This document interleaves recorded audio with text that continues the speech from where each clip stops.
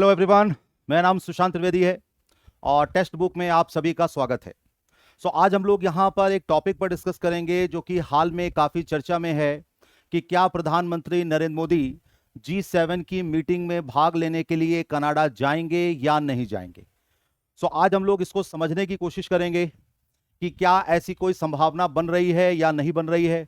और ये मीटिंग जो है वो 15 से 17 जून के बीच में कनाडा में होने वाली है। और उसके साथ साथ हम लोग ये भी समझेंगे कि G7 का इतिहास क्या है और G7 का जो गठन हुआ उसके पीछे क्या क्या कारण थे। मैं आप सभी लोगों से चाहूंगा कि आप सभी लोग इस वीडियो में बने रहें और इससे आपको काफ़ी अच्छी जानकारी जो है वो मिलेगी। ठीक है, यहाँ पर हम लोग इसको शुरू कर रहे हैं। ठीक है, यहाँ पर जो अपना आज का टॉपिक है वो ये है कि क्या प्रधानमंत्री नरेंद्र मोदी G7 की बैठक में भाग लेंगे। ठीक है, इसकी हम लोग शुरुआत करते हैं और इसकी शुरुआत यहाँ पर इससे हो रही है कि कनाडा में 15 से 17 जून के बीच में 2025 की जो G7 की मीटिंग है वो यहाँ पर होने वाली है। दूसरे अर्थों में हम ये भी कह सकते हैं कि जो कनाडा है वो इस शिखर सम्मेलन की मेजबानी कर रहा है और भारत और कनाडा के जो रिश्ते खराब होने शुरू हुए उस पर भी अब हम लोग फोकस करते हैं। ठीक है, कनाडा की धरती पर खालिस्तानी अलगाववादी नेता हरदीप सिंह निज्जर की हत्या हुई और उसके बाद हम देख रहे हैं कि तत्कालीन जो कनाडा के प्रधानमंत्री थे जस्टिन ट्रूडो, उनके साथ यहाँ पर उनको एक ऐसी गलतफहमी हुई कि उनका ऐसा मानना था कि ये जो हत्या है इसमें कहीं ना कहीं भारतीय जो एजेंट हैं वो शामिल हैं और यहाँ पर इस तरीके से भारत और कनाडा के बीच के जो राजनयिक संबंध हैं उनमें हमें गिरावट देखने को मिल रही है। G7 की जो शिखर सम्मेलन है वो कनाडा के अल्बर्टा में एक जगह है कैनास्किकस और वहाँ पे इस बैठक का आयोजन किया जाएगा। और यहाँ पर हम देख रहे हैं कि इस बैठक में प्रधानमंत्री नरेंद्र मोदी की जो उपस्थिति है उस पर कहीं ना कहीं एक अनिश्चितता मंडरा रही है, क्योंकि भारत और कनाडा के बीच के जो संबंध थे वो इस हरदीप सिंह निज्जर की हत्या के बाद कहीं ना कहीं प्रभावित हुए हैं। कनाडा की जो तत्कालीन सरकार थी वो खालिस्तानी जो अलगाववादी नेता हैं उनका सपोर्ट कर रही थी। ठीक है, और उसके कारण भारत के साथ ये जो संबंध हैं वो यहाँ पर प्रभावित हुए हैं। ठीक है, जैसा आप लोग स्लाइड में देख रहे हैं, है ना, कि यहाँ पर जो ये शिखर सम्मेलन है ये इसकी यहाँ पर मेजबानी कर रहा है कनाडा और ये जो है वो अल्बर्टा के कैनास्किकस में यहाँ पर इस बैठक का आयोजन किया जाएगा। अलगाववादी नेता जो हरदीप सिंह निज्जर हैं इनकी हत्या के बाद ही यहाँ पर ये संबंध जो हैं वो खराब होने शुरू हुए। अब हम लोग यहाँ पर आगे बढ़ते हैं। ठीक है, दूसरी बात यह है कि जो G7 है इसमें G7 के यदि हम कंट्रीज को या देशों को देखें तो इसमें कनाडा है, फ्रांस है, जर्मनी, इटली, जापान, यूके और अमेरिका है। ठीक है, तो यहाँ पर यूरोपीय आयोग के जो अध्यक्ष हैं इसके अलावा कई अन्य देशों के जो राष्ट्राध्यक्ष हैं उनके भी शिखर सम्मेलन में भाग लेने की जैसे एक उम्मीद जताई जा रही है। और इसी संदर्भ में प्रधानमंत्री नरेंद्र मोदी का भी यहाँ पर जाना जो है वो संभव हो पाता है या नहीं हो पाता है, इसी पर हम लोग आज डिस्कस कर रहे हैं।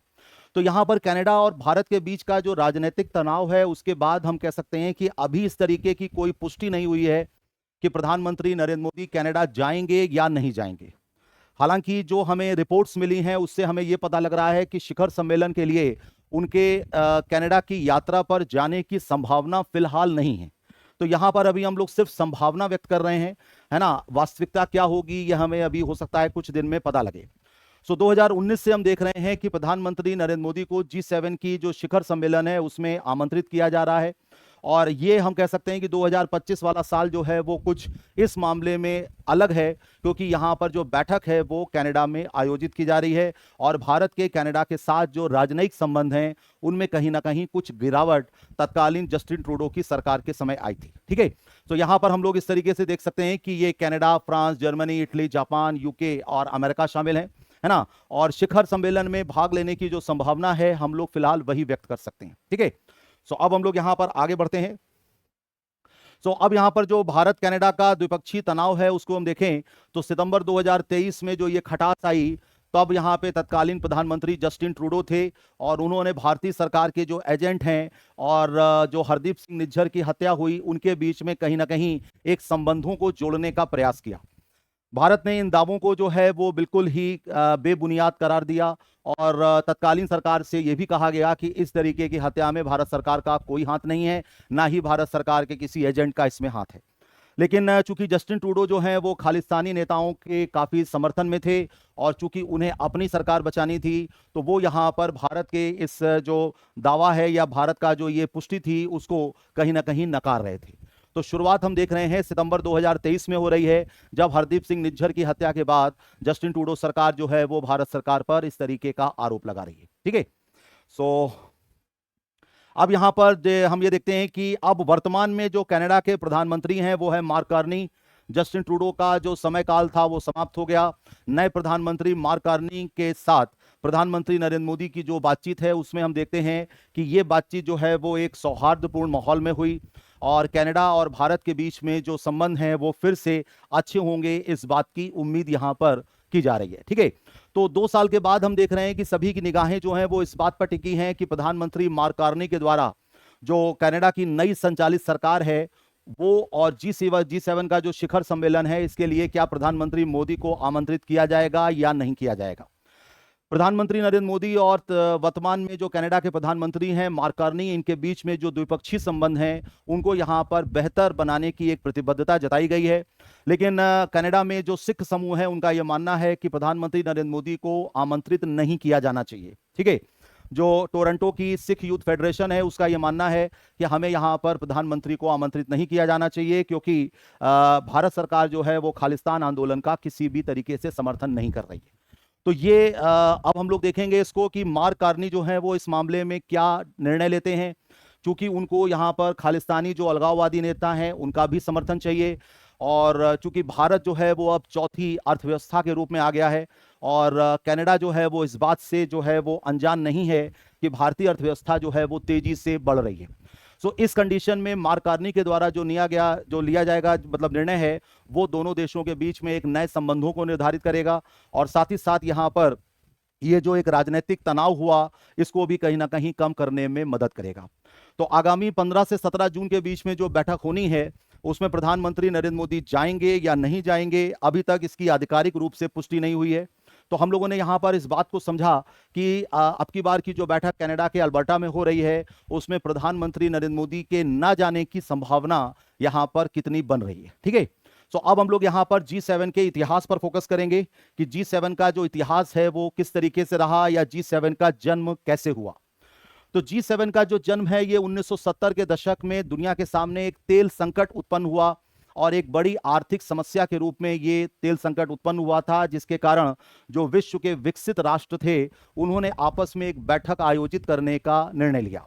ठीक है, सो तेल संकट और ब्रेटन वुड्स की जो निश्चित हम कह सकते हैं विनिमय दर थी, इसकी प्रणाली के बाद हम कह सकते हैं कि इसने दुनिया को काफी हद तक बेचैन किया।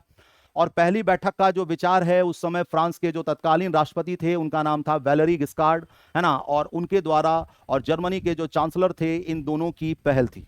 हालांकि उस समय जर्मनी जो है वो एक नहीं था, पश्चिम जर्मनी जो है वो अमेरिका के साथ था और पूर्वी जर्मनी जो है वो रूस के साथ था। तो पश्चिम जर्मनी जो है वो अमेरिका का सपोर्ट कर रहा था और वहीं के चांसलर जो थे वो हेलमुट शिमिट, उनकी ऐसी एक पहल मानी गई। ठीक है, सो 1975 में हम देख रहे हैं कि फ्रांस में पेरिस के पास एक जगह है जिसका नाम है चेटेडे, है ना, राइमो बोल्टेन, वहां पर यह बैठक का आयोजन हुआ और इस बैठक में जो है वो 6 देशों ने ही भाग लिया। ठीक है, तो इसकी शुरुआत हम देख रहे हैं कि 1970 के दशक में हो रही है और पहली बैठक जो है वो 1975 में हो रही है। ठीक है, तो अब यहां पर दूसरी चीज आती है कि शिखर सम्मेलन में हम देख रहे हैं कि फ्रांस है, पश्चिम जर्मनी है, अमेरिका है, जापान है, यूके है और इटली है। इनके जो राष्ट्राध्यक्ष हैं इन्होंने तेल का जो संकट था, वित्तीय संकट था और जो आर्थिक मंदी है उससे बाहर निकलने के तरीकों पर चर्चा की।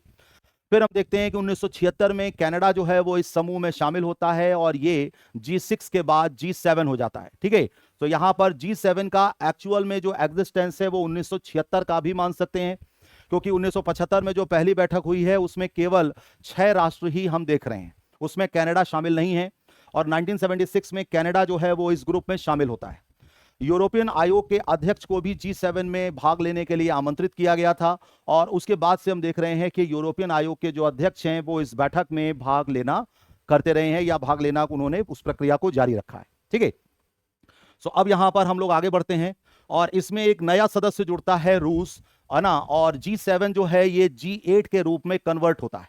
ठीक है, सो G7 जो है वहां पर हम देखें तो सोवियत संघ की जो तत्कालीन कम्युनिस्ट पार्टी के महासचिव थे मिखाइल गोर्बाचेव, ये जो आप फोटो देख रहे हैं ये मिखाइल गोर्बाचेव की है। और मिखाइल गोर्बाचेव को 1991 में G7 शिखर सम्मेलन के समानांतर लंदन में वार्ता के लिए आमंत्रित किया गया। 1979 का जो पीरियड था उसमें हम देख रहे हैं कि सोवियत रूस जो है वो अफगानिस्तान पर कब्जा करने की कोशिश कर रहा है। और यहां पर 1980 से लेकर और 1988 तक ईरान और इराक के बीच का भी एक युद्ध चला। तो उस समय की परिस्थितियों को देखते हुए रूस को भी यहां पर G7 में पार्टिसिपेट करने के लिए आमंत्रित किया गया। सो लंदन में बर्मिंघम शिखर सम्मेलन हुआ था और रूस जो है वो इस बैठक में शामिल हुआ और ये जो G7 था वो अब यहां पर G8 हो गया। ठीक है, तो यहां पर रूस जो है वो इन 8 अग्रणी देशों में शामिल हुआ और इस तरीके से G7 जो है वो G8 में कन्वर्ट हुआ।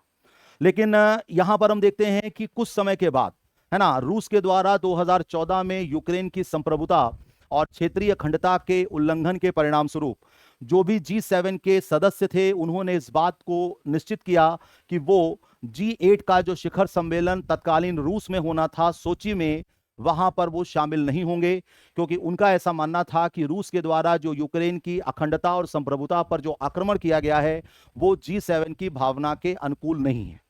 और यहीं से हम देखते हैं कि रूस को जो 2014 से G7 से हटा दिया गया, तो जो G8 था वो वर्तमान में G7 हो गया और 2014 से लेकर वर्तमान 2025 तक वो अभी भी G7 ही है। सो G7 के जो उस समय के देश थे उन सभी ने ये डिसाइड किया कि जून 2014 में बेल्जियम के ब्रसेल्स में उन्होंने एक मुलाकात की और इस तरीके से रूस जो है वो अलग हो गया। सो हम यहाँ पर देखते हैं कि 1991 में जो है वो रूस को शामिल किया जा रहा है और 2014 में रूस को G8 से बाहर किया जा रहा है। तो आज के इस वीडियो में हम लोगों ने यह समझने की कोशिश की कि प्रधानमंत्री नरेंद्र मोदी कनाडा के G7 शिखर सम्मेलन में भाग लेने जाएंगे या नहीं जाएंगे, ऐसे क्या कारण हैं जिनको भारत और कनाडा के बीच में तनाव जो है वो बढ़ा और इसकी क्या वजह थी, है ना। कनाडा सरकार के जो आरोप थे उनको भी हम लोगों ने समझने की कोशिश की और G7 का जन्म किस तरीके से हुआ, क्या क्या कारण थे, कौन कौन से देश शामिल थे, रूस का हम पहले प्रवेश देख रहे हैं, बाद में रूस को बाहर किया जा रहा है। तो इन सारी चीजों पर यहाँ पर हम लोगों ने समझने की कोशिश की। तो मुझे उम्मीद है कि आपको यह वीडियो काफी अच्छा लगा होगा और इससे आपकी काफी जानकारी जो है वो बड़ी होगी। ठीक है, सो आप सभी लोगों का धन्यवाद। ये मेरे टेलीग्राम चैनल का QR कोड है। यदि आप इस चैनल पर पहली बार आए हैं तो मैं चाहूंगा कि आप इस चैनल को सब्सक्राइब करें। मेरे टेलीग्राम चैनल को जो है वो स्कैन करके आप ग्रुप में शामिल हो सकते हैं। टेलीग्राम चैनल के माध्यम से आपको क्लासेस के लिंक्स, क्लासेस के PDFs और सबसे इंपॉर्टेंट मेंस की आंसर राइटिंग हम लोग यहाँ पर कर रहे हैं। मैं यहाँ पे हर हफ्ते लगभग 2 क्वेश्चन देता हूँ और उसके बाद जो स्टूडेंट्स आंसर लिखते हैं उसको चेक भी करता हूँ। यदि आप में से कोई लक्ष्य 2026 या कोई और यूपीएससी का कोर्स लेना चाहता है तो यहां पर वो मेरे कोड ST Live का भी यूज कर सकता है और उसे एक अच्छा डिस्काउंट मिलेगा। सो आज के वीडियो में हम लोगों ने इन बातों को समझने की कोशिश की। सो मुझे उम्मीद है कि आपको इस वीडियो से काफ़ी जानकारी मिली होगी। यदि आपको वीडियो अच्छा लगा हो तो इसको please like, subscribe and share करिएगा और अपने ग्रुप में इसे प्रमोट करिएगा। हम लोग इसी तरीके के वीडियोज़ जो हैं वो आगे भी लाते रहेंगे और आपकी इंफॉर्मेशन जो है वो और मजबूत होती रहेगी। ठीक है, so thank you very much और मैं चाहूँगा कि सभी लोग इस वीडियो को देखें जरूर और इससे उनको काफ़ी लाभ होगा। ठीक है।